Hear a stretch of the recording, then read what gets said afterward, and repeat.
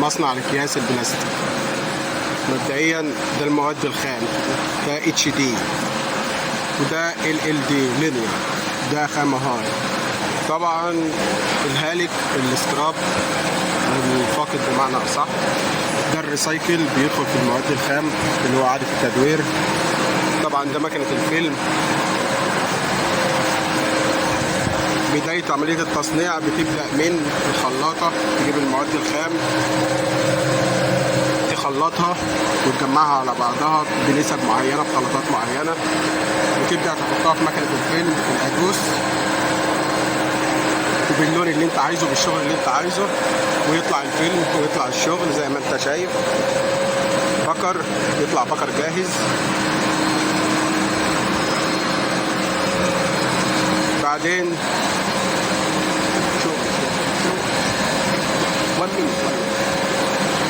بعدين بيدخل الرول او البكر، بيدخل على المقص، المكوى تمسك اللحام، السكينة تقطيع.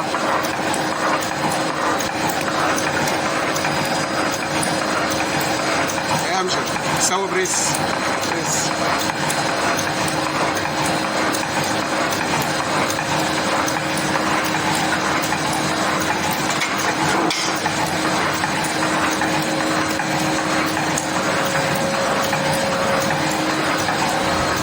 طبعا في النهاية يطلع شكل الكيس. ده كل العملية اللي بتطلع في الشغل. يطلع الفاقد او الهالك، يتحط في جامبو او يتعبى شتاير، يروح اعادة تدوير، تخريز، يرجع حبوب، ريسايكل، بعدين يرجع اعادة تدوير مرة تانية.